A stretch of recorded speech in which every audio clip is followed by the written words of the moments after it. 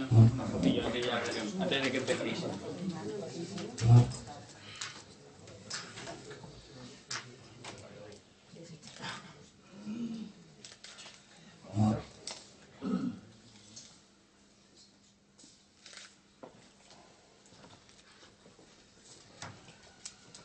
Bueno, pues buenas tardes a todos. Lo primero de todo, perdonad el retraso, que llevamos ya 25 minutos. El problema ha sido técnico y es que el portátil que teníamos tenía la versión de PowerPoint de 2003 y necesitamos una versión de 2010 o 2013 para reproducir las imágenes que nuestro ponente de hoy, Javier, nos ha traído. Javier fue sargento de la Guardia Civil en el País Vasco, concretamente en el cuartel de Inchaurrondo. Pero bueno, yo no lo voy a presentar, va a ser Jesús Heras, el coordinador de avance social, quien organiza la conferencia para que lo presente. Agradeceros la participación y bueno, o sea, el formato va a ser una conferencia más o menos breve, entre 20 y 25 minutos máximo. De lo que se trata es que luego se hagan preguntas y cualquier curiosidad o tema que se quiera sacar se lo preguntéis a Javier sin ningún problema. Pues directamente cedo la palabra a Jesús para que presente al ponente y como decía, muchas gracias por haber venido. Bueno, buenas tardes. Buenas tardes a todos. Como siempre, agradecer al Colegio Miguel Mendel el marco que nos cede para nuestras actividades culturales, en concreto para las conferencias. Gracias a los colegiales que asistís a esta interesante conferencia. Y gracias a todos los demás que habéis hecho el trabajo de venir hasta aquí. Vamos a ver, la conferencia de hoy trata de un tema muy delicado, ¿no? Vamos a hablar de terrorismo y sobre todo del terrorismo de ETA, que ha causado para España tanta cosa mala, ¿no? Voy a pasar directamente a presentar al ponente, nuestro amigo Javier Correa. Javier Correa Sureda es sargento primero de la Guardia Civil retirado en acto de servicio. Javier es víctima del terrorismo. Fue miembro del Servicio de Información de la Comandancia de la Guardia Civil en Inchaurrondo durante unos años un poco especiales, por no decir otra cosa. Y a la vez, ahora es el coordinador nacional. Como veis aquí, hay un roll-up de la Asociación de Cuerpos y Fuerzas de Seguridad del Estado Víctimas del Terrorismo. Es una asociación más de víctimas del terrorismo, pero más centrada, como veis, pues eso, en la Guardia Civil, en la Policía y en el resto de las personas que forman el Cuerpo de Seguridad del Estado, ¿no?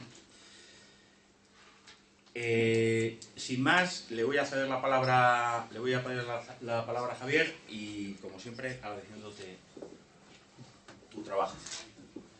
Bueno, hola a todos. Me han dicho que hable más o menos una hora y media. Ah, no, que es broma.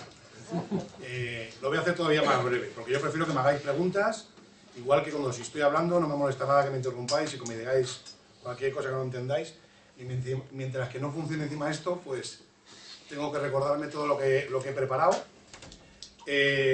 Primero la charla, aunque se hable de terrorismo, no es de terrorismo en concreto. O sea, yo no voy a hablar, ni vengo a hablar de las cosas operacionales o las cosas que pueda hacer o que pueda ser un atentado, que todos sabemos, o de la situación de esta, o etcétera, etcétera, porque verdaderamente eso no es la función de la charla, ¿no? Era un poco más vista hacia las consecuencias hacia las víctimas. De todos modos, si alguien tiene que hacer alguna pregunta, también soy muy claro, y si en algo no puedo contestar, digo que o no lo sé, o no puedo contestar por secreto profesional, o porque no puedo dar mi opinión, y ya está. O sea, que concretamente quiero ser franco y hagáis las preguntas que queráis luego, y contestaré las que puedas, y seré hacerlo así, con sinceridad. Bueno, veo que no funciona, ¿no? ¿Sí? Ah, pues mira, bueno, es suerte. La primera pregunta que se me planteaba es que si el terrorista es un depredador sanguinario o un frío ejecutor de un fin político. Bueno, pues en plan muy rápido iba a poner ahí, si se pone, iba a hacer un poco la historia de lo que es ETA, que ETA empieza en el el régimen franquista, pues hay unas evoluciones, todo el mundo sabe que se hacen asambleas, es que no voy a entrar en concreto porque sería un rollo, podría estar aquí 4 horas. Sí, bueno, ya ahí viene. Sí, casi, pues, bueno, si no, bueno, iba a decir que me pongo de pie, pero bueno. Sí, pero tienes que ir dando ya a cada vez. Sí. Bueno, la cosa está que ETA tiene una evolución donde al principio, pues, efectivamente sí que se puede concluir que sí que empieza con un tema más de fines políticos, guste o no, donde se plantea una serie de acciones, no hablan nada no tienen planteado al principio nada de asesinatos. El primer asesinato que cometen en ese año 69 con un guardia civil, José Pardines, se dice que antes asesinaron a una niña, Begoña Ayroz, me parece que se llamaba, no me acuerdo bien. Pero bueno, la niña en concreto son grupos anarquistas gallegos, además. Pero bueno, se ha quedado un poco como la historia ahí y se ha quedado como la primera víctima cuando era un grupo anarquista. De ETA como Euskadi Tas, Catasuna, Euskadi Libertad, está en el año 69 con el enfrentamiento con la Guardia Civil, donde asesinan a un joven guardia y ahí empieza un poco su carrera sanguinaria. Al principio se lo plantean un poco de colocación de artefactos, además de poca monta, que no llegan a nada, en sitios, en universidades en concreto, y en sitios donde tienen la máxima seguridad y no llegan a nada más. Así están bastantes años. Estamos hablando que se forman desde el año 61-62 y hablamos del año 69 cuando cometen su primer asesinato.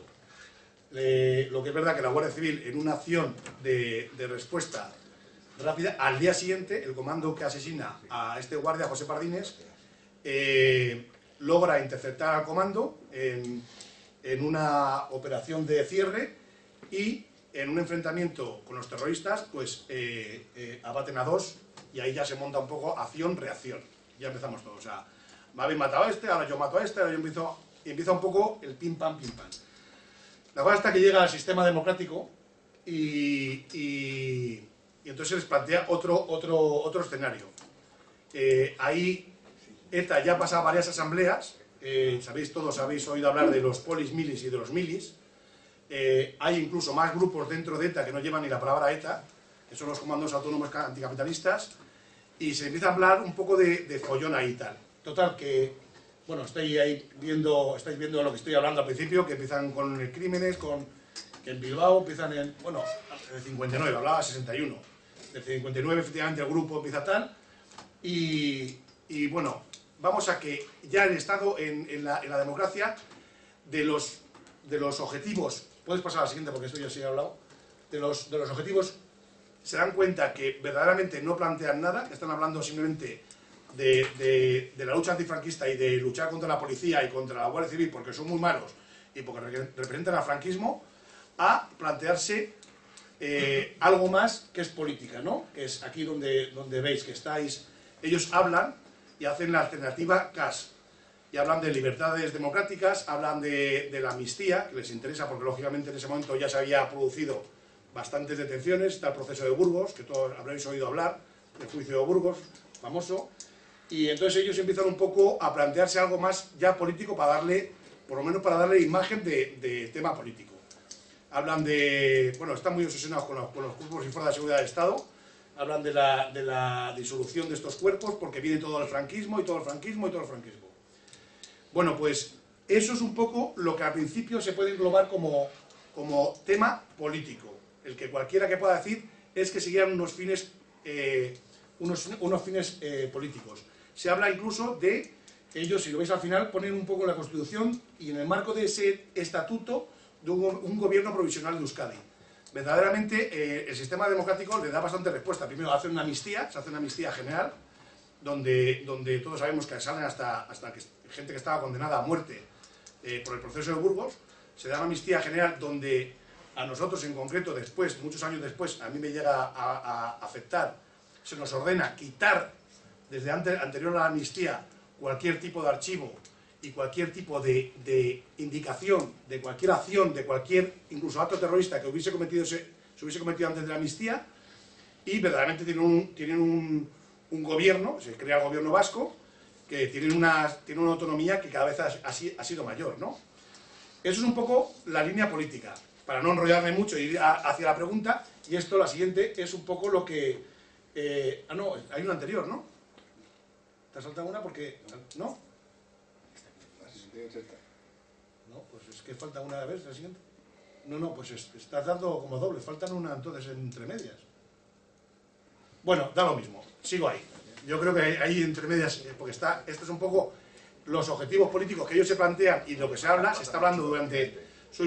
Por detrás veo que sois muy jóvenes y no estáis, pero estuvieron machacándolo durante los años 80 y 90, siempre se machacaba con la alternativa CAS. Era una cosa que todo el mundo sabía lo que era. Alternativa CAS, alternativa CAS. Siempre que se hablaba de izquierda abertzale, que significa izquierda patriótica, en euskera, ellos es de alternativa CAS, de alternativa CAS. Y ahora un poco lo que ponía después, pero no viene, o no se puede poner, es un poco el resultado de lo que ha habido desde que ellos han puesto eso de la alternativa CAS. Que yo recuerde es, pues, más de 800 asesinados. ¿Ya viene? Sí, bueno. se la salta. Sí, pero se la salta, pero bueno. Bueno, Pues por lo pequeñito ahora mismo. Donde se ve lo que han conseguido desde que se han planteado justamente la alternativa CAS. Y para terminar un poco. La pregunta no la pensaba responderla con esto, que si es un depredador, un ejecutor de un fin. Muy bien, pues lo que han conseguido, asesinato de 800 personas, miles de heridos y afectados directos e indirectos, donde el Ministerio actualmente estamos trabajando para que se pueda hacer más o menos una lista de los heridos que ha habido. No existe, o sea, no se sabe. Si hablas con el Ministerio del Interior te dicen 4.000, otros dicen 8.000. Nosotros como asociación, en un estudio que no sé quién hizo, no me preguntéis porque no sé ni lo quién hizo, decía que de entre 13.000 y 14.000. O sea, que estamos hablando de unas cifras, conclusión, que aquí nadie sabe cuántos hay. La implantación de un estado de terror y de miedo, lógicamente donde mucha gente vasca ha tenido que salir, todos lo sabemos y todos los conocemos. La organización de un complejo económico que es alucinante, es que podíamos tener aquí conferencias de hablar de complejo que hay, pero bueno, lo sabéis, en Venezuela, en México, en Francia, es alucinante, pero en Francia, porque ahora me parece que salió en las noticias hace 2 o 3 días, un poco que también se estaba haciendo el cálculo de lo que habían sacado simplemente con el impuesto revolucionario. Y no sé, que hablaban de miles de millones como quien habla de euros, o sea, hablan como que, no sé, en fin, como que si hablamos de pesetas. La organización de un complejo político, todos sabemos que están gobernando en el Ayuntamiento de San Sebastián y en la Diputación de Guipúzcoa. Hay, bueno, miles de presos y de detenidos por ser de ETA, o sea, que es un dolor que ellos mismos han infligido. Y, bueno, la pérdida de millones de daños materiales, que sabemos todos, que han hecho burradas como el cuartel de Zaragoza, el cuartel de Legutiano, donde han volado verdaderos cuarteles. O sea, estamos hablando de muchos miles de millones en lo que ha afectado. Igual que cosas, aquí en Madrid había atentados donde sabéis que de repente han dejado una plaza entera, tal. Eso es lo que se ha conseguido con el terrorismo. Pues yo ya la respuesta no la pienso decir, pero bueno, cualquiera con un juicio normal se ve si verdaderamente han conseguido sus objetivos políticos o si los han seguido simplemente mínimamente, o si lo que han conseguido es ser verdaderamente un depredador sanguinario. Bueno, y paso a la siguiente cuestión para hacerlo más rápido, si no me enrollo mucho. Es un poco, aquí ya empezamos con pruebas. Se ha sabido el Estado hacer frente al terrorismo más allá de su necesaria represión. Bueno, empiezo diciendo, un poco en planteamiento, yo es que estudio, o sea, que soy estudiante universitario, estudio Derecho. Es un poco chocante cuando a veces, no sé, me ocurrió con Julio, que es amigo mío, y hablamos el otro día justamente de la palabra represión, cuando uno, por lo menos cuando ha sido policía y guardia civil, verdaderamente habla de la represión como una cosa legal. Y claro, choca porque parece que, pero sí, o sea, la función represiva la tiene el Estado y el Estado la hace a través de sus fuerzas de seguridad. Quiero decir que si alguien va por la carretera a 180 km por hora, se le detiene, se le para, se le denuncia, y es una función represiva. La función represiva, entendámoslo, no como se entiende con la palabra, que parece que el represivo llega y ¡oh, lo tienes que matar! No, por los derechos. Pero la función represiva es legal.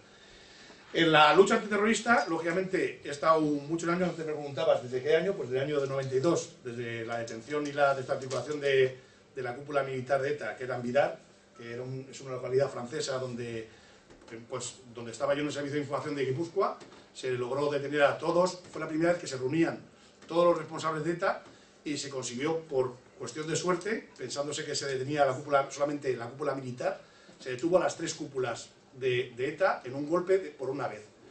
De ahí empieza un poco la segunda o la última fase, por así decirlo, de ETA. Entonces, verdaderamente se hace una función, no sé por qué he dicho eso, ya me voy por la cama, pero bueno, la función represiva siempre ha estado ahí. O sea, quiero decir que yo, lo mismo que llevo con mucho orgullo las medallas que he podido conseguir por desarticulación de comandos, también llevo con orgullo el que está procesado 2 años por torturas, porque como comentéis, si a un terrorista se detiene con armas y que ha asesinado a gente, pues a ver, que venga alguien que me diga cómo tratarlo. Si le damos un cigarrillo y un café, si me quieres contar a la gente que has matado o tal, o si verdaderamente hay que presionarlo de una manera y tal. El problema está a lo mejor en la legalidad, que si gritarle a uno, muchos, le puede molestar y es uno un torturador y una función represiva, como se entiende en plan sentido malo, o si verdaderamente es un poco lo que hay que hacer y lo que es la legalidad. Bueno, hablaba, sí. Empezaba un poco a hablar del Estado y no me iba a meter mucho para ir en plan rápido, y pongo ahí que hay diferentes etapas. Yo creo que por muy jóvenes que se sea, todo el mundo sabe las etapas que ha ocurrido con el terrorismo, todo el mundo se ha hablado. Sabe que ha habido una etapa del principio que estoy hablando de acción-reacción, que he contado antes, un poco de matas a uno, llegan a los otros y entonces hay enfrentamientos, entonces cada vez, y es una acción-reacción, y es una pescadilla que se muerde la cola. Luego había una época, todo el mundo ha visto la película Lobo, ¿no?, de infiltración en ETA. No solamente ha sido Lobo, un miembro entre el CNI y Policía Nacional y tal, sino ha habido más intentos, se lo puedo asegurar, y ya se sabe, también son públicos, donde ha habido más gente infiltrada y otros que no se saben, y que, en fin, que habrán tenido su objetivo y son gente valiente que está ahí, ¿no? El terrorismo de Estado, gustará o no gustará, o lo que sea, pero ha habido un terrorismo de Estado, todo el mundo sabe lo del GAL. Los cuerpos policiales, al principio empezó el Cuerpo Nacional de Policía y la Guardia Civil, y sabemos todos que luego se crea la Ertzaintza, un poco por el estatuto que se pone, todo metido en política y por ceder. Verdaderamente yo tengo muchos amigos en la Ertzaintza, es un cuerpo policial íntegro que funciona muy bien, pero verdaderamente eso ya es opinión personal mía, pero ha habido muchos follones y hay muchos problemas, porque verdaderamente cuanto más cuerpos policiales creas, cuanto más divides, más problemas hay. Ahí lo dejo, no digo nada más. Luego un poco la legislación, todos sabemos cómo ha ido cambiando. Ahora últimamente, la última legislación es cuando ya se ha querido, bueno, no sé si ha sido hoy, o se va a nombrar, cuando va a ser crimen de lesa humanidad, pero o sea, cuando ya han dejado de matar, resulta que ahora ya ahora nos nombramos de crímenes de lesa humanidad. Entonces, bueno, queda un poco, siempre hemos ido detrás, y la legislación, pues más todavía. Y bueno, pongo potenciación de la lucha antiterrorista.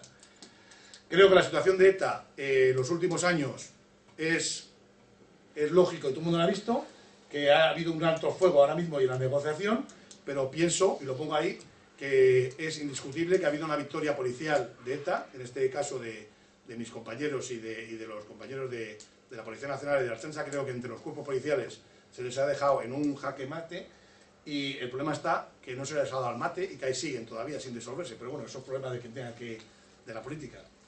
Y eso es la actualidad. Eso es un poco la situación, como he ido diciendo.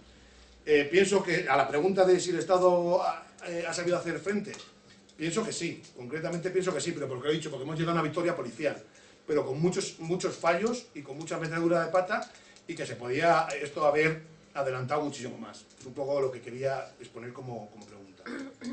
Y ya está. Esto es la siguiente, ¿no? La siguiente ya, la última pregunta, la de ¿son las víctimas del terrorismo un estorbo para la buena conciencia del sistema? Ya adelanto que la pregunta que voy a contestar es que, por supuesto, o sea, somos más que un estorbo. Y un poco empiezo a plantear un poco ahí la situación, ¿no? Que se crea en el año 82, se crea la primera asociación para organizar un poco a las víctimas, que es la Asociación de Víctimas del Terrorismo, la VT, que todo el mundo conoce, porque hasta en ese momento las víctimas no existían para nada. O sea, es triste, pero eso es una realidad, la gente no se lo puede creer, pero hay que estar en jornadas, que luego explicaré un poco lo que hace la asociación en plan muy rápido, no sé cuánto tiempo llevo. No, tranquilo, vamos. Pero verdaderamente, las víctimas, hasta el año un poco casi 84-85, verdaderamente las víctimas que hay son solamente de las fuerzas de seguridad, o sea, son policías y guardias civiles. Digo un poquito más, que hay algún caso, a ver si... Pero en general, al 98%, son policías y guardias civiles, y lo que valen es eso, es un número, o sea, casi no ponen ni el nombre. Oye, que se han cargado al policía X2327. Vale, manda dos más para allá. Era así. Yo lo he vivido. Quiero decir que puede ser acojonante, pero es verdad. Asesinado a mediodía, se le pone en un féretro, sí, honores, lo que tú quieras estar, van a saludar los políticos de tal, y por la noche, de verdad que lo he llegado a ver, porque hay cosas que puedo decir, me han contado, me han dicho, se sabe, eso lo he vivido, de decir, el coche corriendo, que no queremos follón, que mañana por mañana tenemos problemas. Y corriendo a la 1 de la mañana, o sea, con nocturnidad, llevarlo hasta donde fuese este hombre, en este caso era de Extremadura, llevárselo en un furgón, o sea, en un coche, en Extremadura, para que el follón no tuviesen al día siguiente en Extremadura. Y era, al día siguiente no pasaba nada, o sea, se seguían los servicios igual, no había ocurrido nada, exactamente igual, no pasaba nada. Eso es el estadillo. ¿Cuándo se han cargado este mes? Tres más que tienen que venir. Así era. Conclusión, eso nos daban problemas. Las viudas y los hijos salían del cuartel, tenían un mes para dejar el cuartel, se iban, se les daba una pequeña cantidad y tal, que era para que no hablasen mucho, insignificante, una medallita, que hoy por hoy seguimos sufriendo en muchos casos con gente, viudas, que de hace 30 años no se han enterado que tienen unos derechos a unas medallas y actualización de esas pensiones, y como nunca la han pedido, no se han actualizado. Y puede estar uno pensando, ¿cómo puede ser? Hombre, una víctima de terrorismo no está actualizado. Y de indemnizaciones, que luego hablaré así en plan muy rápido, pero gente como no se ha enterado, no la ha pedido y tiene que pedirlo, no se la ha dado. Pero bueno, ese es otro caso. Si me pongo así un poco, conclusión, luego empiezan un poco los atentados contra los políticos, lo que estoy diciendo. Estamos hablando ya a partir del año 85 y tal, y ya, cuidado, con otra persona hemos cantado, ya son políticos, hablo un poquito más también en general, ahí se empieza a meter con la prensa, se empiezan a meter más entornos, ya no son el típico guardia y policía, entonces ya, cuidadito. Ya estaba creada la OVT y la verdad, gente muy valiente, eran viudas normalmente de militares y de policías y guardias civiles, y empiezan a tener ya justamente un poco a darle la razón gente, más partidos políticos y tal, porque empiezan a cargarse políticos, entonces a ellos les afecta. Y ahí empieza un poco ya la reacción, ¿no?, de las asociaciones y sobre todo de las víctimas. Se crean otras asociaciones de víctimas, como la nuestra, por ejemplo, porque en el caso concreto teníamos mucha gente que estaba afectada como policía y guardia civil y no se les entiende, porque es ir a la OVT a lo mejor y saber más en plan a nivel general de la ley de víctimas. Pero cuando en mi caso yo estaba afiliado a la OVT muchos años, cuando iba le decía, oye, que a mí por el atentado es que me dieron una blanca, y es roja, que es pensionada, y te decían, ¿y eso qué es? Entonces, bueno, te das cuenta que no te servían solucionar tus problemas concretos por ser de un cuerpo uniformado. Y entonces, bueno, empiezan un poco, ahí pongo la creación de otras asociaciones de víctimas, y las víctimas se empiezan a convertir ya en un claro... en un verdadero estorbo, pongo, porque empezamos a ser molestas. Todo el mundo sabe que ya empiezan a hacer alguna manifestación diciendo hasta aquí llegamos, ya no aceptamos más, y ya empiezan a quejarse, entonces ya empiezan a ser verdaderamente estorbos. Y bueno, pues todo termina un poco con la ley de 29 de 2011 que veis ahí, que es de reconocimiento y protección integral a la víctima del terrorismo, con la situación actual. Verdaderamente parece que un poco como dice, bueno, ha hecho una ley, pues ha solucionado los problemas, ni mucho menos. Entonces ahora, un poco ahí quiero contar la pregunta y ya termino como diciendo que somos un estorbo. Somos muy, muy estorbo. Y ahora cuento un poco el problema de que tenemos las víctimas en la actualidad, para ir en plan rápido, vamos, no enrollarme mucho. Ya, pero bueno. Empiezo con problemas en la actualidad, empiezo así a mirar por encima para que no se me olvide nada, pero un poco, bueno, las indemnizaciones. Hay un agravio comparativo alucinante. Todo el mundo recuerda, por no decir, pero bueno, es congresista ahora mismo, Medina, porque le pusieron una lapa cuando era presidente de la Juventudes Socialistas. Madina, perdón, he dicho Medina, ¿verdad? Madina. Le quitan una pierna y, bueno, tiene la indemnización mayor que se recuerde por sentencia judicial. Verdaderamente, no es porque se lleva ese dinero, a mí que se lleve todo el dinero del mundo me parece fenomenal. El problema está que hace un agravio comparativo a todas las sentencias anteriores que ha habido, que eran de guardias y policías, generalmente, antes he hablado del 98%, en este caso, cuando ya empiezan a entrar los políticos, les caen unas indemnizaciones enormes en ese momento para el Estado, cuando los guardias y policías y tal, la vida se llevaban, al cambio, lo que es ahora, por ejemplo, a lo mejor se llevaban 30.000 euros. Pero estoy hablando de esas burradas, o sea, que eran cosas de insignificantes, en el fondo era un poco insulto, ¿no? Pero bueno, empieza a haber diferencias. Ahora mismo estoy hablando de los problemas que existen en la actualidad. hay diferencias porque la Audiencia Nacional y los demás tribunales solamente reconocen la incapacidad. Entonces, no, en mi caso me han retirado por incapacidad. No hablan absolutamente nada más. A mí me han reconocido hace 2 años. Estoy retirado desde hace 2 años. Y entonces yo tengo un atentado en el año 2000 con una trampa, donde caímos 16, entre miembros de la Policía Nacional, de la Ertzaintza y de la Guardia Civil. Yo me considero que estoy bien, soy el suboficial que manda el cordón, lógicamente tengo un oficial de responsable, pero al que llamo por teléfono, pero el responsable de cordón de seguridad y de quién entra, en este caso soy yo, en mi atentado. Y dejo entrar a la Policía Nacional, porque son compañeros, y a mí me interesa, porque luego me dejan entrar en el atentado que se cometa contra la Policía Nacional, y entra el Ertzaintza, porque el Ertzaintza ya estaba ahí en el momento que salta una granada, y nos dice que la zona está limpia. Entonces yo, en el momento que entro, como la granada se va hacia el cuartel de Incharrondo, nos hacemos cargo de Guardia Civil. Quiero decir, estoy explicando un poco rápido para contar mi caso y que veáis en mi caso todo lo demás. La cosa está que, como lanzan una granada y la Ertzaintza me dice que está limpio, entramos y entramos todos ahí, como a saco, venga, mirad. Y cuando estamos mirando por teléfono móvil, eso que dice que solamente lo utilizaron los brigadistas, o sea, que es mentira, porque en 3 casos ETA ha utilizado el teléfono móvil. Y en uno, mi atentado, que fue en noviembre del 2000. Cuando ven que estamos todos mirando el tubito que ha salido a la granada y la otra granada que no había salido, activan por teléfono móvil un artefacto que es 1,5 kilos de amonal que meten dentro del cemento de la base.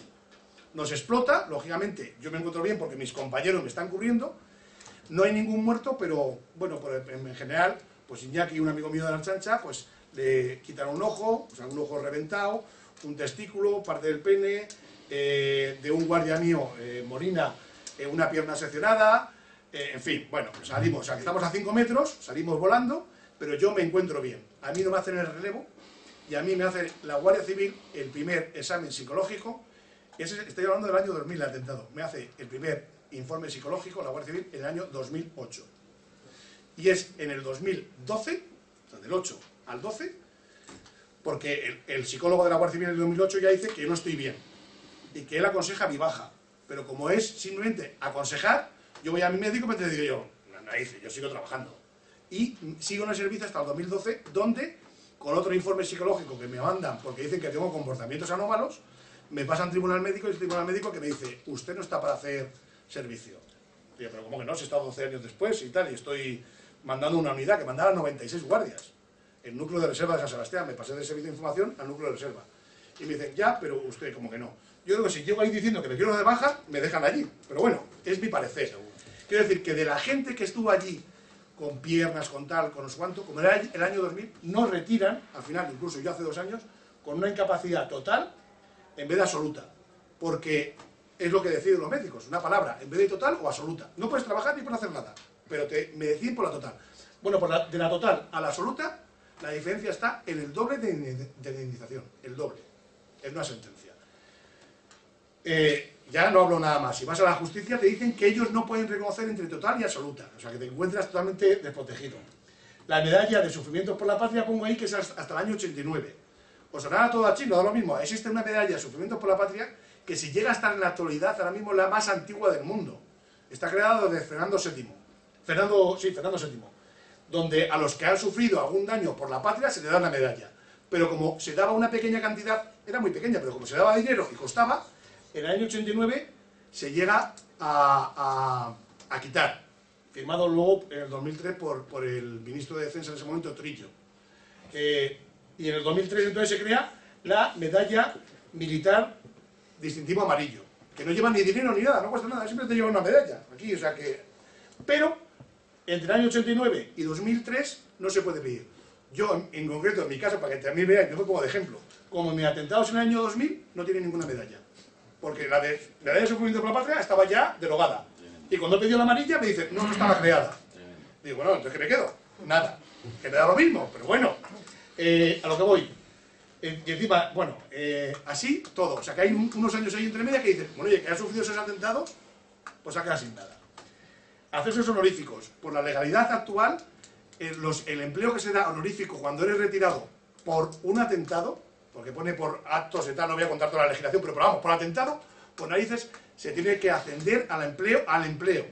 Nosotros estamos pidiendo el que sea de escala superior, o sea, que yo que soy sargento primero, que me hagan brigada, cuando me quedaban 15 días para ascender a brigada, cuando me retiraron, pues no me hacen nada. Si me hacen teniente, sí por por tontería, porque son honoríficos además, pero bueno, primera parte que es oficial, pasa a residencia de oficiales, cambias un poco de categoría. Bueno, pues ni eso, es que era lo mismo. Ellos que están obligados y que te tienen que ascender al empleo, porque viene la ley, cuando somos heridos, no. Si eres muerto, sí. O sea, al guardia que matan, que es guardia, le hacen cabo. Y a veces, al hombre que le importará ya. Pero en activo y en herido no lo aplican. Y los militares que están, nuestros militares, que están heridos en Afganistán o en guerras como Irak o en guerras como tal, idem de idem. O sea, está sin aplicar. Porque no pensemos que estamos aquí, he venido a hablar de ETA, pero en nuestra asociación están policías, guardias civiles que están en misiones internacionales y militares que están en el extranjero. Bueno, me voy a ir dando rápido porque la actualización de las pensiones, lo que he hablado antes. Hay pensiones que están de hace 30 años que están sin actualizar, con un claro agravio comparativo al que se retira ahora mismo, porque es que estamos hablando de muchísima diferencia, de muchísimo dinero. La actualización de medallas pensionadas, luego pongo las medallas pensionadas de cada cuerpo que no se cumplen. En mi caso yo lo he dicho, que yo estoy retirado por un atentado terrorista, pero como en el año 2000, en el año 2001 me dieron la blanca, es que para que lo entendáis, la blanca es la mínima, no es pensionada, y la roja, que es la que te da cuando tienes un riesgo o heridas, que es pensionada, cada mes te dan un dinero. Pues lo mío que es roja por ley, manda la blanca y aunque yo recurro ahora mismo te dicen, sí, a la justicia, todo que no, a todo te dicen que no. La relación con el cuerpo de procedencia es nula, una vez que te retiras te dicen que ya no tienes, que no está bajo el régimen militar ni nada, pero olvídate de nosotros, o sea, ya no hay ningún tipo de relación. Los familiares de los heridos, por una equivocación, dicen ellos, de la ley de víctimas, se da la insignia a todo familiar de secuestrado o de fallecido en un atentado terrorista. Se equivocaron, entonces a los heridos no se está dando. El calvario que pongo para el relacionamiento como víctima de terrorismo, yo he estado en concreto 4 años con tribunales, yo he dicho antes, desde el 2008 que me hice el primer psicólogo que no me encontró bien, hasta que he sido retirado en el 2013. O sea que estás años donde tienes que aguantar muchos comentarios, incluso de jefes, que ya te tienes que enfrentar porque son muchos de, bueno, pero yo te veo muy bien. Y ya que te quedas mirándolo como diciendo, pero vamos, ni que fuese yo culpable, que eso es el psicólogo y son los tribunales, que no lo estoy diciendo yo. O sea, que parece que eres un jeta, o sea, no sé, algo así. Entonces es un calvario porque te van como amargando. Si no, encima no tienes mucho cuidado y te protege a alguien, como tienes la cabeza un poco para allá, te están siguiendo diciendo, pues si sigues de baja y estás un año, te tienes que dejar el pabellón. Y claro, yo estaba en Sebastián viviendo, como voy a ir a la calle. Entonces, si no estás un poco espabilado y tienes a alguien detrás que te esté apoyando diciendo, no, tu derecho tú no dejes el pabellón. O sea, no, chorrada, pero si no tienes a alguien que te está asesorando bien, en ese momento no saben ni qué hacer. Y bueno, pongo los atentados en el extranjero y la seguridad privada, ocurre idem de idem. Un vigilante. Aquí hay que respetar todo. Es decir, que si uno sufre un atentado y es víctima de terrorismo, hay que respetarlo, sea lo que sea. Que no puede haber una diferencia, que sea un policía, un guardia civil o sea un vigilante de seguridad, porque puede ser una escolta. En concreto, si te asesina, o sea, si el vigilante muere, se le da la medalla policial distintivo rojo. Si está herido, no, porque no es policía.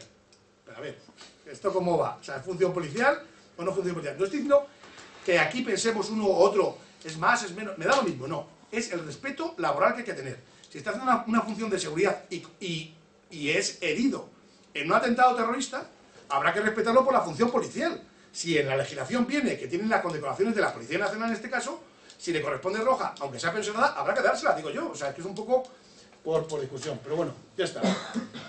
Es un poco lo que quería... Porque bueno, ya hablo de la asociación, pero que si con todo lo que está hablando, es una asociación que efectivamente estamos integrados, pero muy rápido, por gente del Ejército, de la Policía y de la Guardia Civil, vigilantes de seguridad y funcionarios de prisiones tenemos. Y es un poco por lo que he comentado antes, son legislaciones muy específicas donde estamos afectados por gente, o sea, por unos casos concretos donde no es cualquier víctima civil y nos tuvimos un poco que juntar para hacer frente casi al Ministerio de Defensa y al Ministerio del Interior, hablando en plata. Y bueno, poco más. Ya voy a dejarlo ahí porque si no me enrollo mucho más y prefiero que me hagáis preguntas. De acuerdo. Pues si os parece, normalmente los que soléis venir aquí a saber la dinámica ahora, alzáis la mano para preguntar a la mesa y vamos dando el turno de palabra. Ya el primero ya está pedido, creo que Fausto ya que te quería comentar alguna cosa. Como me sé la mecánica me anticipo. Bueno, aparte de constatar lo que ya suponíamos o sabíamos de forma más o menos explícita, que aquí a la hora de legislar los errores se cometen siempre del lado de los mismos, que eso no falla, Sí comentar algo que me llama un poco la atención. Yo no conocía vuestra asociación hasta que me contáis bien que tenemos esta posibilidad. Entonces, me llama la atención porque estoy viendo muchas asociaciones, incluso veo enfrentamientos, incluso como mero lector de prensa. Veo intentos de mediatización, tanto por política como por medios de comunicación, etc. Entonces, no sé, preguntarte un poco, ¿qué puedes contarnos de esto? ¿Cómo está todo ese mundo de víctimas del terrorismo encuadradas en diferentes asociaciones? ¿Son todas trigo limpio? ¿Son todas menos trigo limpio? No, yo no voy a entrar a hablar en concreto de ninguna asociación, ni nada, ni bien ni mal. Es cierto. Esto ya muchos años donde se han creado otro tipo de asociaciones.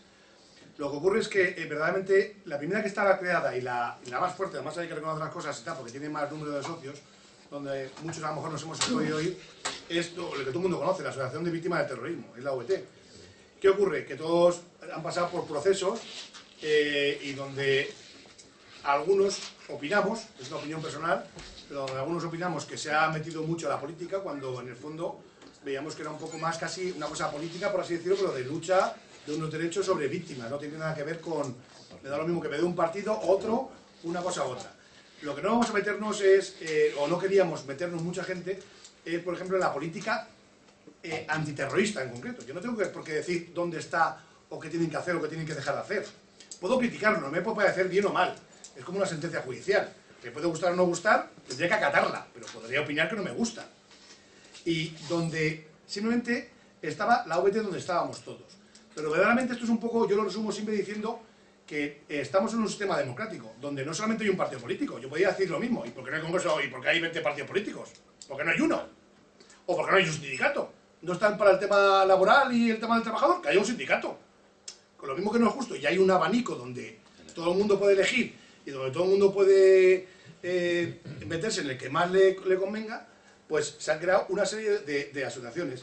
En nuestro caso, la Asociación de Policías y Guardias Civiles Víctimas de Terrorismo, queríamos seguir entendiendo porque el Ministerio, aunque nuestros cuerpos de procedencia nos trata bastante mal, el Ministerio de Interior sí que nos da nuestros derechos. Y es que, por ejemplo, yo sigo siendo guardia civil.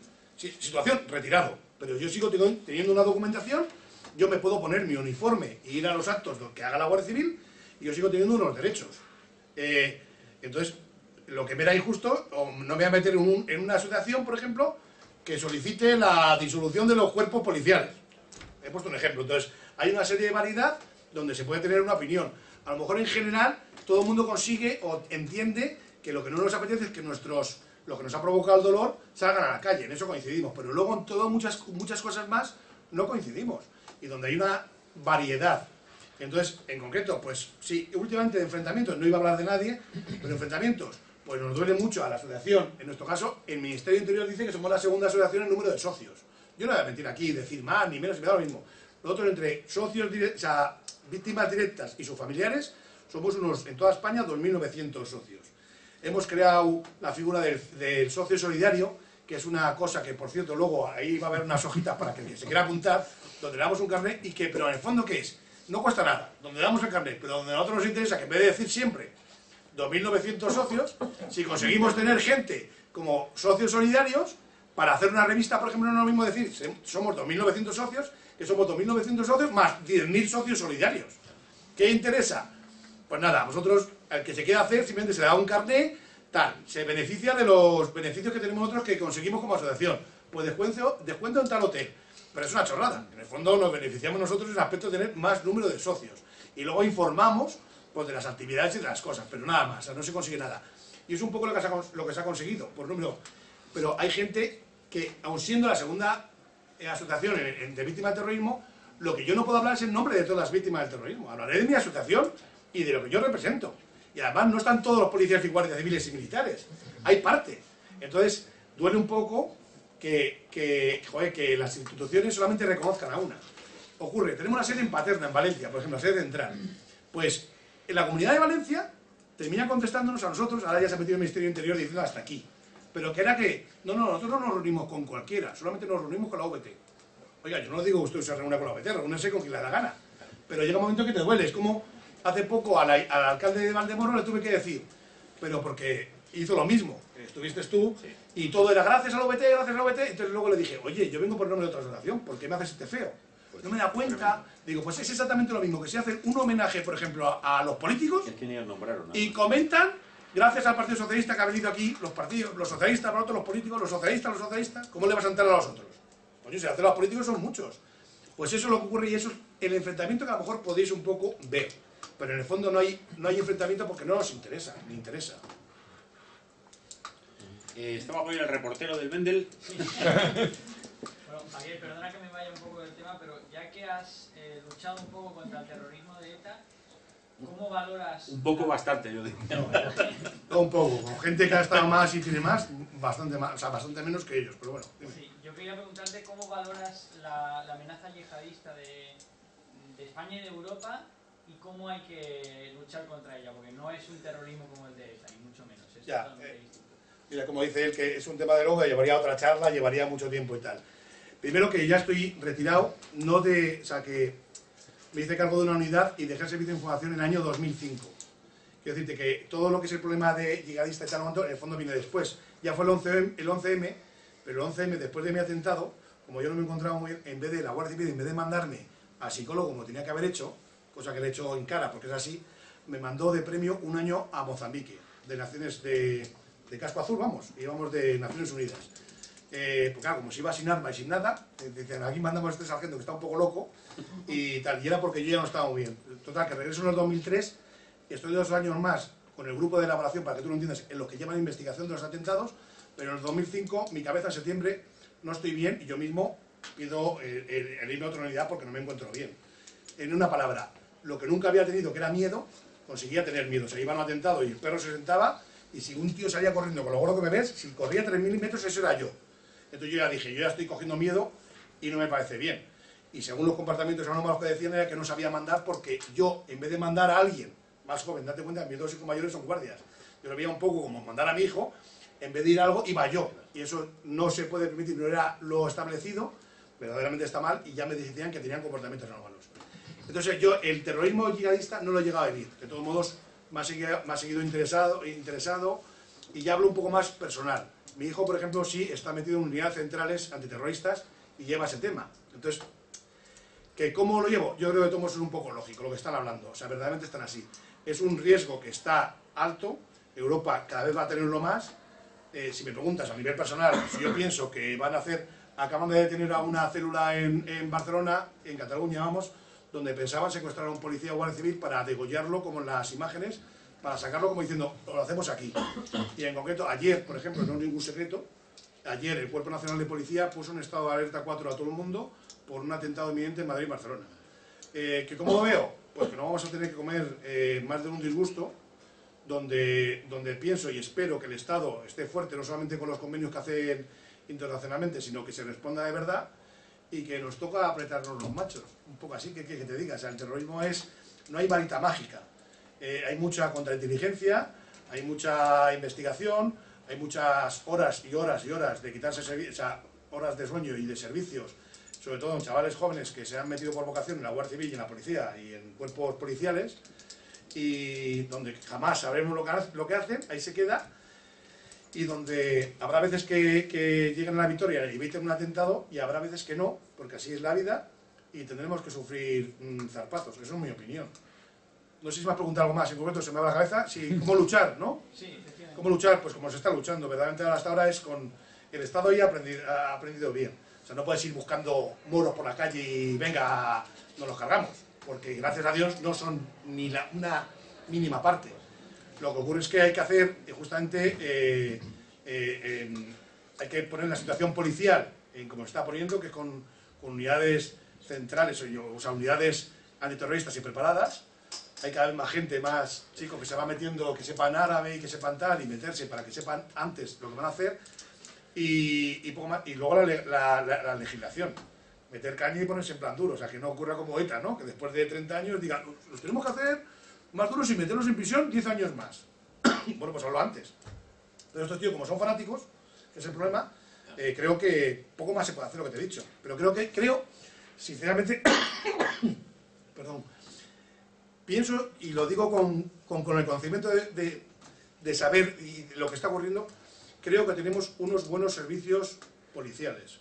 Yo lo reconozco, hay gente muy joven, pero conozco muchos y creo que tenemos unas buenas personas que saben enseñar a estos, una buena gente joven que tiene muchas ganas y creo que hay bastantes posibilidades, pero de todos modos tendremos que aguantar zarpazos seguro, ¿eh? Decías, a la hora de luchar, no por este tipo, es decir, está claro que es una lucha distinta, pero ETA, medio lo hemos visto, luchaba por un fin político, por así decirlo, al menos se escondía tras eso. Pero es que esta gente no, es decir, el yihadismo va con ideas bastante claras y como tú has dicho, son fanáticos. Entonces, quizás a la hora de atentar puedan ser más peligrosos, ¿no? Sí, primero son más peligrosos porque el terrorista de ETA, en general, siempre te sale algún zumbao, pero en general siempre ha sido, busca hacer la acción y a la vez te está buscando la huida, o sea que normalmente no son suicidas para nada. Ha habido algún zumbao de que se la juega un poco más y dice, bueno, sí, pero verdaderamente son bastante cobardes. Yo tengo miles de experiencias, simplemente estar de encargado, ya digo, siempre tengo un oficial, pero bueno, en su judicial sabéis que es un poco el que está al final en el marrón de tal, y estar recogiendo los grupos de detenciones, a lo mejor una noche tiene que detener a 25, y tú entrar para fulanito, a tal celda, venga, fulanito, tal, y entrar a gente que ya por la puerta, me hace gracia porque me acuerdo, mira, uno se llama Gorriti Pagola, y este entraba y ya iba diciendo, oye, a mí no tocarme, pero yo, me metió unos fulanos, y yo, quieto, no, oye, que me metió y tengo en el atentado, me dijo no sé quién fulano, y ya tiene que decir, ¿quieres callar? Que yo no estoy aquí para interrogar. O sea, miren, son normalmente bastante cagados. De esa anécdota que te he contado, pues efectivamente estos son fanáticos. Yo creo que poco hay que decir aquí, todos lo estamos diciendo. Son fanáticos, en fin, esperemos de todos modos que si ellos buscan la protección de Alá, nosotros pues yo por lo menos como soy creyente, pues pensar en Dios y que nos coja a confesar, como suelo decir esto, y cogerlos antes de que hagan las cosas. ¿Terminada ya? José María Gil. Hola, ¿qué hay? Infiltrados en ETA, sabemos que había gente de los cuerpos y fuerzas de seguridad del Estado. ¿Y de ETA en los cuerpos y fuerzas de seguridad del Estado? Faisal, etcétera, etcétera, Sí. etcétera. No, bueno, el caso Faisal es diferente, no es de una infiltración, es de un chivatazo, o sea, es diferente. Bueno. Yo te hablo un poco, y si me permite, vamos, te digo, de lo que está contrastado. Lógicamente no lo sé, porque claro, si supiese todo, te diría, en general, siempre la Guardia Civil ha estado, esto en comentarios, sobre todo pues en mi época se decía un poco en plan al final broma, pero la broma es la seriedad. Siempre que había alguna discusión con la Archancha, que yo tengo muy buenos amigos, sobre todo en la lucha antiterrorista, y al final todo se terminaba un poco diciendo, bueno, no olvides que miembros de la Archancha, o sea, que ha estado la Archancha en activo, se ha detenido a 19 miembros, que han sido demostrados colaboradores o miembros de ETA, 19, y siempre decía, y Guardia Civil 0, decía lo de Guardia Civil. En Policía Nacional tampoco ha habido que se sepa, no hay ningún caso de constancia ni de investigación, podría decirte presuntamente una vez uno, no. En la Guardia Civil recuerdo como anécdota a uno que simplemente de joven tenía un apunte policial y me imagino, para que tú veas, hablando en serio, era que simplemente había alguna manifestación y le pillaron por al lado, pero por si acaso se le negó el destino en el País Vasco, porque era vasco el chaval, se le negó el destino en el País Vasco y me parece que como anécdota el sitio más cercano que llegó a estar fue en Logroño. Y luego estaba muy controlado, aunque fuese Guardia Civil, y demostró por lo menos él, porque tenía que demostrar algo más, esto es lo que ocurre en el sistema injusto, pero demostró ser un buen Guardia Civil. Es el único caso como anécdota que me suena a mí de tener un antecedente, que además lo digo así, que el antecedente era simplemente de haber estado en una zona, y podía haber pasado, ya está. No existe constancia de que se hayan infiltrado. Existe documentación de ETA, eso lo puedo decir, es la red Sarea, se llama. Me he acordado, menos mal, porque yo en mi cabeza la tengo, pero red Sarea. Esto era una intención de ETA de infiltrar a miembros de ETA en los cuerpos de seguridad. Era la red Sarea. No se llegó de la red Sarea, un poco como desarticulación por parte de la Guardia Civil, detuvo en Irún a 2 miembros que estaban pinchando nuestros teléfonos. Porque hubo luego una orden que hasta por teléfono teníamos que hablar en clave, no podíamos hablar y yo no lo por teléfono. Pues luego resultó, nos había avisado el centro de inteligencia, que hablásemos en clave por los teléfonos y luego resultó que había un comando que trabajaba en Telefónica los dos y pinchaban en las centrales y pinchaba el teléfono de los cuarteles y de tal nuestro, entonces no estamos escuchando. Tú llamabas, oye, fulanito, vete para acá a las 8 que tenemos detenciones. ¿Y dónde? En Zumárraga. Y claro, estoy avisando a Zumárraga para decir, oye, que va a tener la Guardia Civil. Y es un poco lo que hay de red Sarea que te puedo contar y que es público. No ha habido nunca ningún infiltrado en las fuerzas de seguridad, hablo del Estado, de la Archancha sí, ya sabemos que ha habido 19 detenidos y condenados. Enrique Martí Corino. Respecto a lo que acabas de decir, bueno, ante todo, buenas tardes. Buenas tardes. Me cuesta trabajo creer que la Guardia Civil no tenga una red de telecomunicaciones específica con criptografía, etcétera, de forma que no sea asequible a cualquiera. O sea, esto que has contado a lo mejor pertenece a un pasado lejano. Sí. Ahora mismo tiene que haber una red con secrafonía y con todo lo que quieras para que no haya... Bueno, no voy a decir, primero la hay, estamos hablando, pero la hay en grupos operativos. O sea, quiere decir que son las emisoras o lo que sea.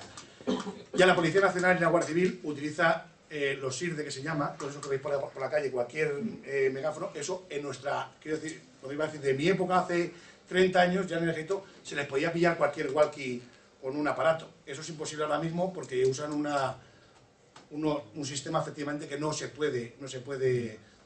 Entonces, en tecnología, el que sabe de tecnología sabe que no hay nada que sea tal, o sea, que no hay... Se puede poner pegas. Sí, y lo que estoy hablando yo, pues yo no recuerdo bien exactamente, me parece que los detenidos, si estoy hablando así, pues yo ya haría un año o dos, o sea, estoy hablando del año 93, 94, en Irún.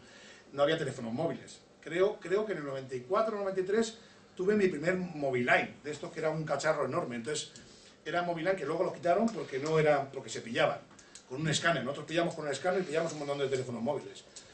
Y entonces estoy hablando de que no había teléfonos móviles, pero lo lógico era usar el teléfono, que es lo que se usaba entre cuarteles o lo que sea.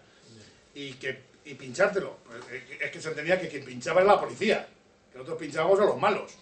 Pero claro, ¿quién va a decirte que dos miembros de ETA son los dos de Telefónica en Irún? Pero bueno, es como decir las iglesias. ¿Alguien se supone que las iglesias va a haber terroristas?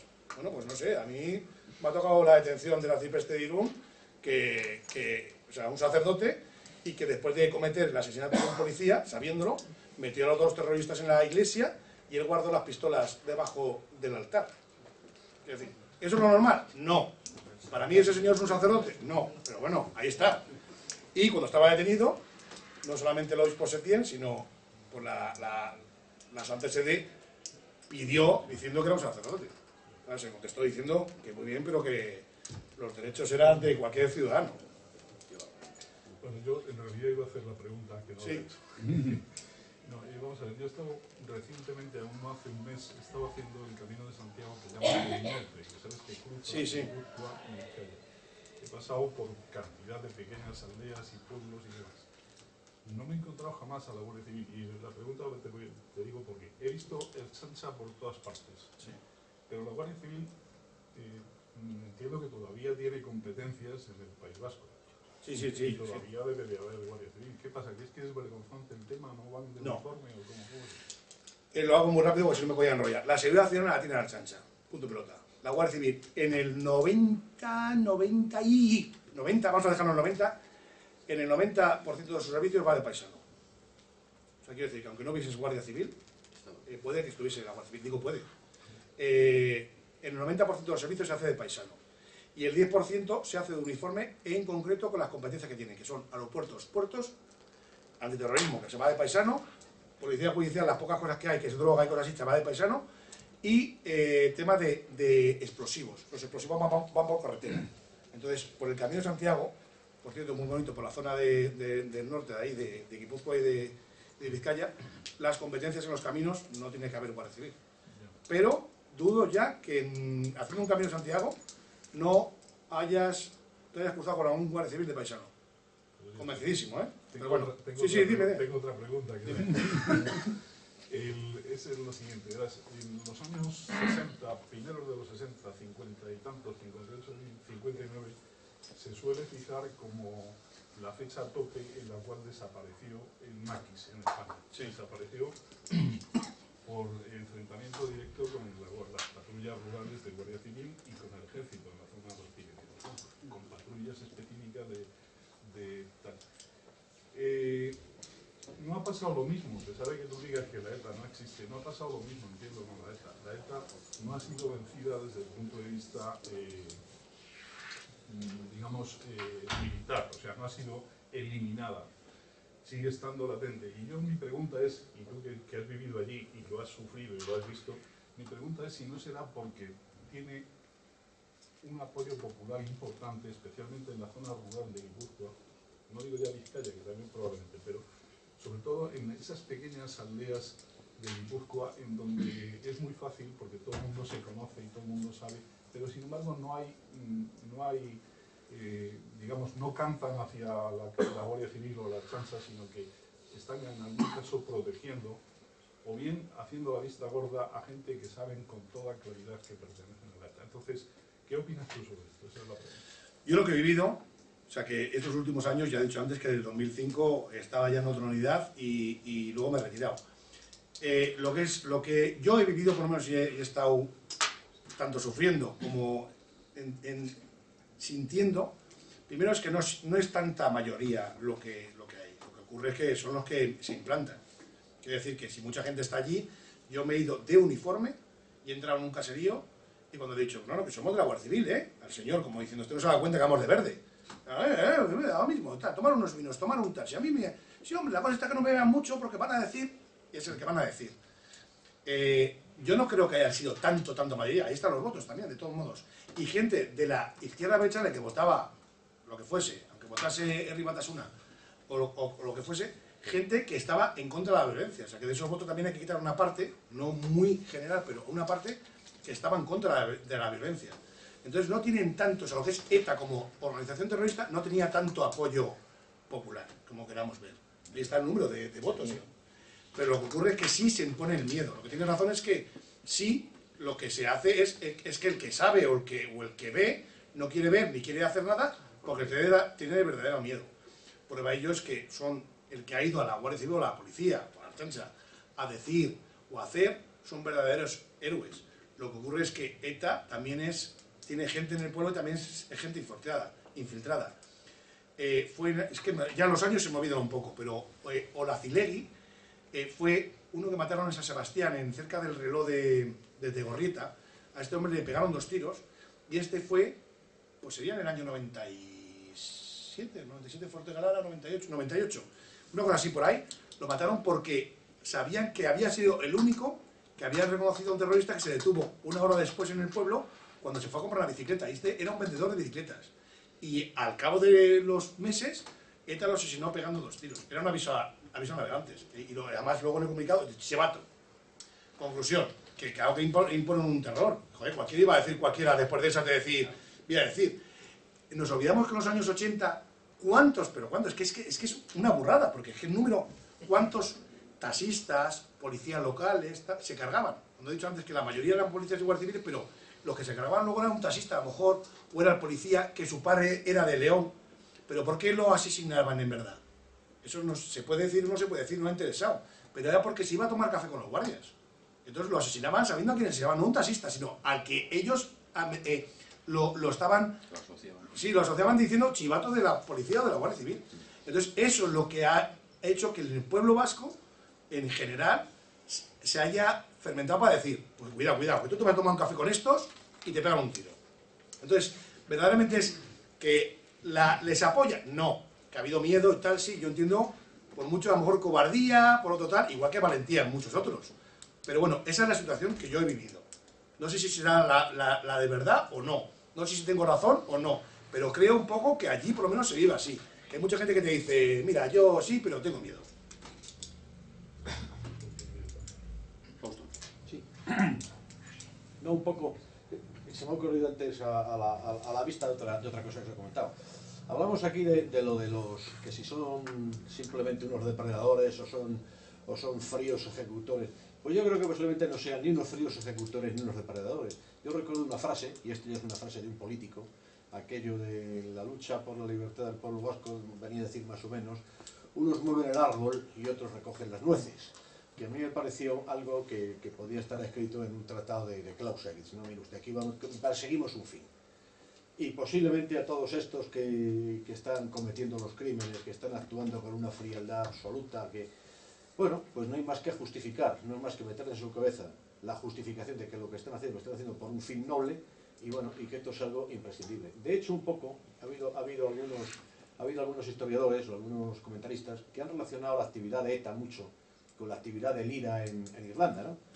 No está de ahora tanto de que en definitiva en Irlanda lo que hubo fue una guerra civil en Ulster, ¿no? con dos bandos perfectamente materializados, sino aquellas historias heroicas del IRA del año 16, y las películas de John Ford y todo aquello, ¿no?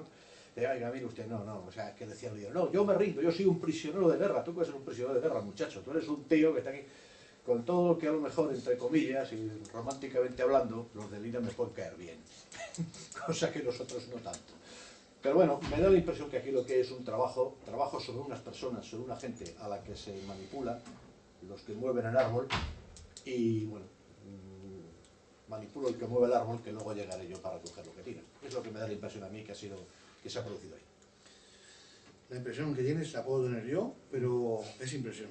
Porque si te digo sí o no, te digo tal, en el fondo es un poco... No pretendo que me lo confirmes. Sí, no, puedes. He dicho que puedo pensar igual y que más o menos, no te creas tú que decido mucho de ti, pero que es una opinión. No es nuestra misión ir a la lucha antiterrorista.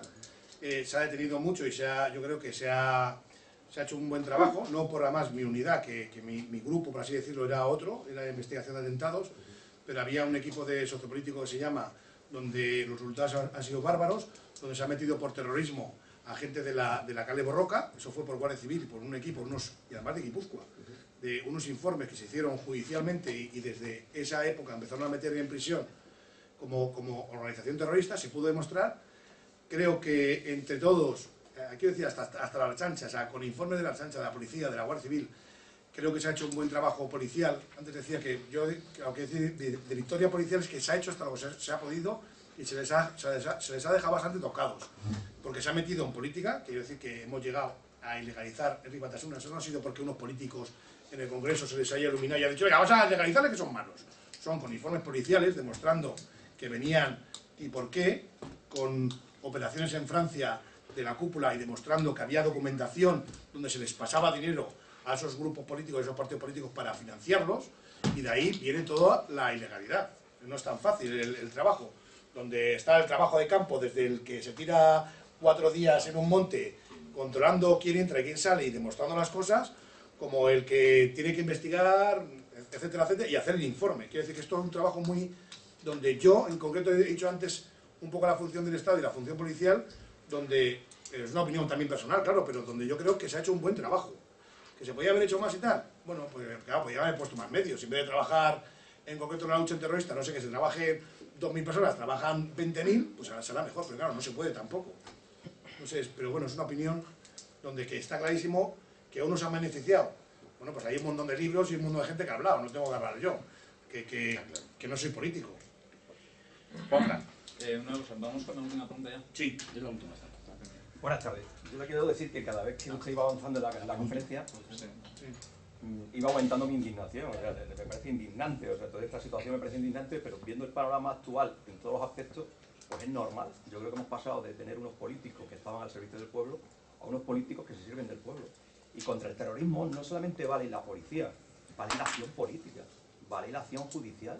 Y para hacer la acción judicial hace falta la acción legal. Yo recuerdo que yo algunas veces, pues, no sé, a veces me emociono hablando de estas cosas, pero yo era joven, tenía 17 o 14, 15 años, y yo veía en la televisión cómo se hablaba en el Parlamento contra la policía y la Guardia Civil, contra las víctimas del terrorismo, y sobre todo la Guardia Civil y la policía, que le decían que eran los torturadores, ¿no? Cuando a la vez uno veía en los periódicos, yo leía los periódicos aquellos políticamente incorrectos que hicieron desaparecer, como era el Alcázar, y veía cómo se enterraba en el anonimato a gente, ¿no? Y me gustaría, si tiene alguna experiencia, expresara alguna experiencia personal de aquellas víctimas abandonadas, qué evidencias tuvieron, cómo ha ido su vida, si tiene algún ejemplo concreto, ¿no? Luego quería decir que sí mataron a políticos, sí. Lo que pasa es que eran políticos a los que parece que era legítimo matar. Mataron a falangistas, que hay un libro reciente sobre ello. Y en fin, yo creo que la política antiterrorista ha estado mediatizada por el interés partidista, ¿no? de ahí hay que sacar una conclusión. En 1975 las calles no eran de los etarras. La calle era del orden. Otra cosa es que hubiera muchos problemas, pero el orden estaba establecido en la calle. Ellos se hacen dueños de la calle de tal manera que incluso hacen una limpieza ideológica. En las primeras, es fácil comprobar como en las primeras elecciones hay un arco ideológico en las municipales y en todas las elecciones que se producen. Producto de permitir que se hagan con la calle, se produce esa violencia civil que hace que cada uno pierda su libertad y la pierde libremente, porque la autopierde. O sea, uno se retrae, no habla, no se expresa, que es lo normal en una democracia, y al final se produce esa limpieza ideológica donde incluso hay 200.000 personas que dejan de votar ahí porque tienen que abandonar el País Vasco. Entonces, esto es también importante. Yo creo que los cuerpos y fuerzas de seguridad del Estado han tenido una actitud irreprochable desde mi punto de vista. Yo creo que han hecho demasiado a la vista de cómo se les ha pagado, pero sí que hay que decir que no se ha hecho lo que se debía desde el punto de vista político, como no se hace en otros aspectos que estamos viendo de la vida pública. Y solamente quería el tema de si podía expresar alguna experiencia personal de alguna víctima. Pero muy rápido para contestarte, para no darte la razón en todo. En general, sí. Primero, cuando he dicho político me refería a cargos políticos, no a gente. Efectivamente, lo más, el 98%, 97% eran policías y guardias civiles. Sí, se asesinó gente, todos sabemos aquí, famosos, no, pero no eran de Falange. O sea, no, que habían sido. No, sí, pero no era cargos políticos, estoy hablando de tal. Igual que sí que se cargaban a gente porque había sido alcalde en la época franquista, pero no era político en ese aspecto. Claro. O pertenecía a Falange o Fuerza Nueva, gente que ellos llamaban extrema derecha porque eran chivatos y no sé cuánto. Todos conocemos que fue condenado a Interview por haber publicado, sacar 3 o 4 nombres que eran de Fuerza Nueva, no sé cuánto, y los habían asesinado, a uno arrastrándole en la tapia del cementerio. Pero no eran políticos como tal. Digo cargos políticos, todos sabemos que no empezaron así. Segundo, la calle no era ya suya, vamos a ser realistas, pues lo digo para que seas ya a partir del año 70, no solamente el País Vasco sufre lo del resto de España, que empieza con movilizaciones laborales y tal, y empieza un poco a tal, porque te recuerdo, lo sabes, que en el País Vasco se tienen que llegar a poner el estado de excepción en 3 o 4 ocasiones. Por lo tanto, se le iba de las manos ya. A partir del año 69-70 no está controlado el orden público en el País Vasco. Para que veas que no tengo razón en todo, con datos fehacientes, donde hasta el mismo régimen franquista tiene que poner el estado de excepción porque se le va de las manos. O sea, asesinaban a Melitón Manzanas cuando era un cargo de policía con un tiro en un autobús y no pasa nada. Se detiene muchísimo después a tal, donde no estaba cargado, donde asesinan en el año 73 al mismo presidente del gobierno, Carrero Blanco, en medio de Madrid, cuando lo sabía la embajada americana, no tal, y no se coge a los asesinos hasta mucho después. O sea, el orden no estaba establecido, si somos realistas. Pero bueno, y luego casos así, sí, yo no sé, porque yo no los vivía, yo, lógicamente, empezó mucho después, pero todo sé. Te puedo asegurar que, por ejemplo, es más triste todavía, y puedo hacer una conferencia donde os hago llorar con casos.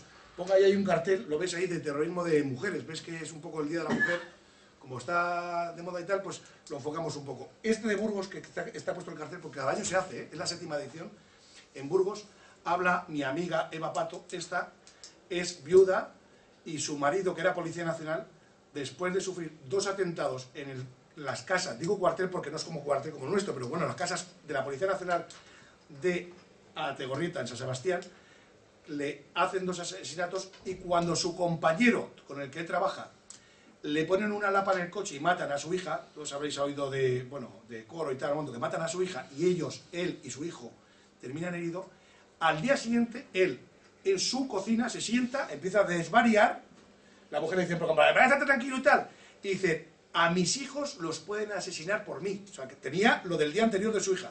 Coge la pistola y se pega un tiro. Seguimos luchando en nuestra asociación, hoy por hoy, y habla Eva Pato, o sea, es conocida porque ha salido en una última revista de Interview, por cierto, donde salió un reportaje y habla Eva Pato, quiere decir que es amiga mía, y te puedo pasar su teléfono para hablar con ella. Seguimos luchando, os juro, os doy mi palabra, que en San Sebastián, en las jornadas de San Sebastián que haga cada año, en diciembre, este año también la haré, por cierto, estáis invitados quien quiera ir, para oír esos casos que quieres oír, no esos testimonios. En San Sebastián le pongo al director general de la policía, Ignacio Cosidó, que es amigo mío. Yo estoy de Guardia Civil, pero es amigo mío porque su padre y mi padre son de la misma promoción del aire. Donde Ignacio Cosidó le cojo de la mano y le pongo con Eva Pato para decirle, mira el problema de esta mujer, solucionalo porque tiene una pensión de 600 euros. Pero te digo porque lo he visto ya en la cartilla. Y quien no se lo crea, que me lo diga, que me imagino que me dará permiso para hacer una fotocopia y enseñárosla. 600 euros de pensión al mes tiene. Porque su marido, no con síndrome del norte, a mí ya me toca las narices la palabra, no síndrome del norte. Porque ha perdido la cabeza, pero después de sufrir 2 atentados, no me digas que no es víctima de terrorismo. ¿Qué te cuesta a ti? ¿Cuánta gente se ha suicidado entre policías y guardias civiles en esas situaciones de presión tal? ¿Cuánto? Vamos, te voy a poner un número alto, 40. Al Estado que le supone 40 personas de reconocerla como víctima de terrorismo. Porque yo, señor, yo estoy retirado, cuando me encuentro bien, digo, cuando estoy mal de la cabeza, eso es lo que me dicen los tribunales. Pero vamos, digo yo que si voy diciendo que quiero irme, no me voy. Yo que estoy bien tengo una pensión extraordinaria cada mes. Sí, extraordinaria, donde no pago y donde no declaro ni impuestos ni nada, y donde es el doble, todo el mundo sabe, sin tener tope. Conclusión, me va muy alta. Que es lo que me contestan mis jefes ahora, que hay gente que te dice, me llaman Flequi todos ahí, soy Javier, pero me llaman Flequi, por mi gran flequillo.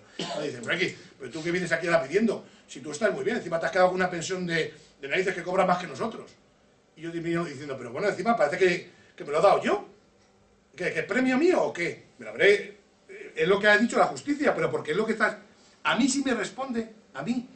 Y a esta señora que se ha quedado viuda, que su marido está muerto, está enterrado, se lo están denegando. Y así, esos casos, ¿cuánto puede haber? Pues, sinceramente, calcula puede haber 20 casos, pero te he dicho 40. Bueno, ¿qué es el Estado? 40 personas que se han suicidado. Y no, como se ha suicidado, pues eso son los casos que te puedo poner de ejemplo, verdaderamente. Pero lo mejor es escucharlo, que por cierto lo puedes ver en internet. Buscas jornadas de la mujer víctima del terrorismo y salen y tal. Y es increíble el estar escuchando lo que está sufriendo muchas viudas y muchos huérfanos, donde no son nada reconocidos. Había levantado la mano por ahí otro caballero. Sí, muy rápido, perdona, que lo hago rápido. Bastante breve. Bueno, yo he visto varios documentales de ETA, no lo he vivido, pero sí que tengo la pregunta de si la Guardia Civil se comenta, se habla de que diversos comandos en el País Vasco pues hablaban o realizaban una labor de instrucción para los propios terroristas que bueno, información en cuanto a manejo de artefactos explosivos, armas, etcétera. Y aparte, bueno, si la Guardia Civil tenía conocimiento de esa instrucción, podían haberlo evitado, podían haber capturado ahí los terroristas, no se tiene conocimiento de esas actuaciones. Y luego también se comenta o se ha llegado a hablar que el asesinato del Carrero Blanco, pues que era manifiestamente algo notorio, que había unos electricistas o un personal trabajando en la calle y que al final hicieron un boquete subterráneo y parece que nadie se dio cuenta respecto de ese atentado. O sea, ¿cómo no hay un policía o un guardia civil o un miembro de fuerza de seguridad del Estado que tenga conocimiento de, oye, estos hombres tienen algún permiso, no tienen permiso? Si tiene conocimiento usted, pues de ese caso. Tengo conocimiento por la película. O sea, no te creas tú que está listo y que tal, y que joder, como sabe de la lucha terrorista. Tengo el conocimiento de la película que el portero era policía armada. Para que tú veas. Entonces hay cosas oscuras. Y lo que me quiere preguntar, te voy a contestar en plan muy rápido para terminar ya. En la historia de España te tengo que reconocer, y luego así público me da lo mismo, y cuando quiera venir alguien que venga a la justicia, te lo digo, hay muchas cosas oscuras. Ya creo que te he contestado así, pero muchas cosas oscuras. O sea, más aún, me atrevo a decirte, pero así, mira, tú, te estoy hablando uno que fue y que ya no es, pero, bueno, me da lo mismo que se grabe, que se diga. Hasta te puedo asegurar que ha habido cosas tan raras como caerse un avión, que aparece como un accidente y tal, y donde yo te estoy casi asegurando, digo casi, pero presuntamente donde ha sido un atentado de ETA.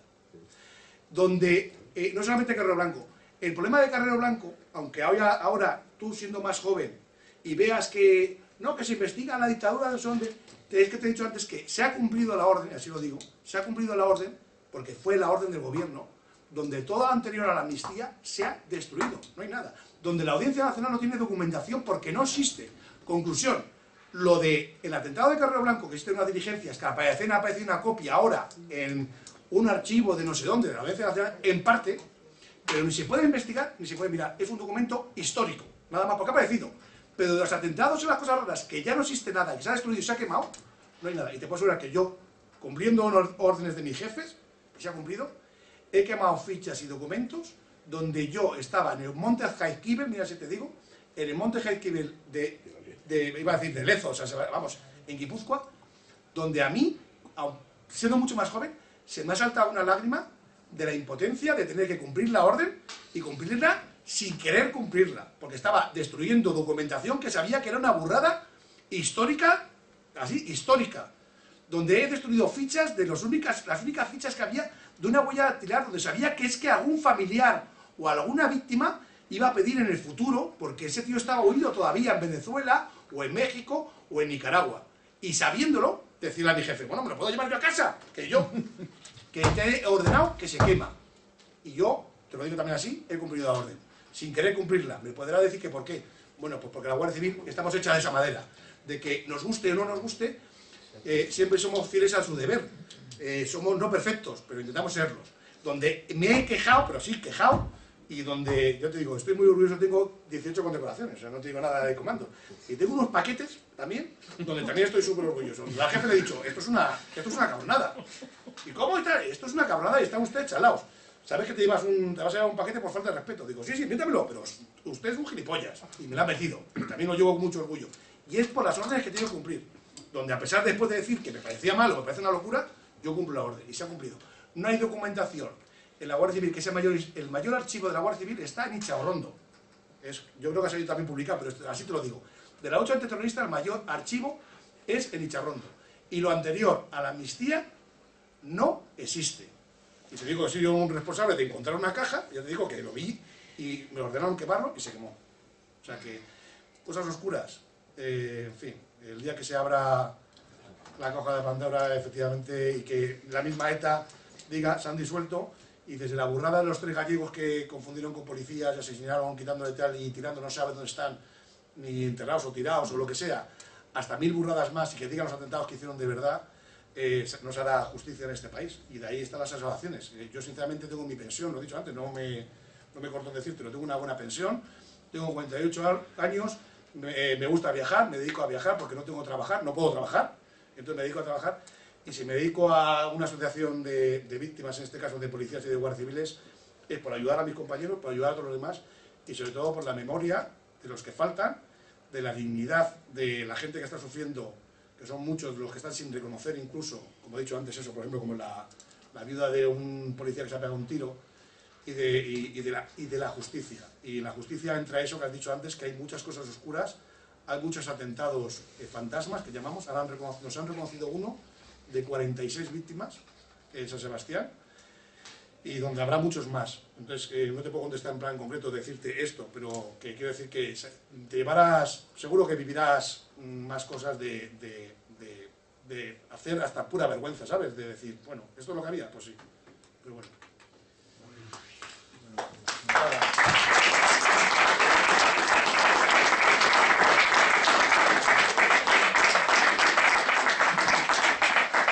Bueno, para terminar, yo lo que quería transmitir a Javier, yo creo que voy a hablar en sentido personal, pero yo creo que ha sido para todos. Para mí ha sido un honor tenerte aquí entre nosotros. Yo creo que ha sido para todos, es un honor tenerte, te has jugado la vida por nosotros, por nuestra seguridad, y agradecerte mucho tu intervención y tu buena conferencia. Os animo, por favor, a que colaboréis con la asociación de Javier. Él es el coordinador nacional, no os va a comprometer en nada, sí, efectivamente, y nosotros sí podemos ayudar mucho, ¿verdad? Otra vez quiero agradecer, aprovechando que se ha metido aquí en la conferencia a medias el director de Mendel, Abel, otra vez, ya que estás aquí, agradecerte otra vez el marco que nos brindáis. Y nada más, yo creo que, por favor, haceros de la asociación, que no nos va a costar nada. No, pero como socio solidario, lo que quiera, ¿eh? Exactamente. Y luego también te quería aprovechar, y voy a aprovechar un poco de la confianza que tenemos, sé que estuviste, creo que nos lo has dicho, Javier estuvo muy involucrado en la liberación de Ortega Lara.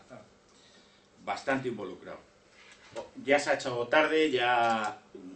Te invito a que en alguna tertulia, a lo mejor ya no una conferencia, en alguna tertulia de nuestra asociación de avance social, puedas venir y nos puedas explicar un poco los vericuetos de aquella situación. Sí, además sí, porque ya son cosas públicas, y fui el secretario policial de las diligencias, o sea que sí, mucha gente que ha estado ahí porque esta operación, pero bueno, sí, lo contaré. Bueno, pues nada más, muchas gracias a todos y por supuesto gracias a ti.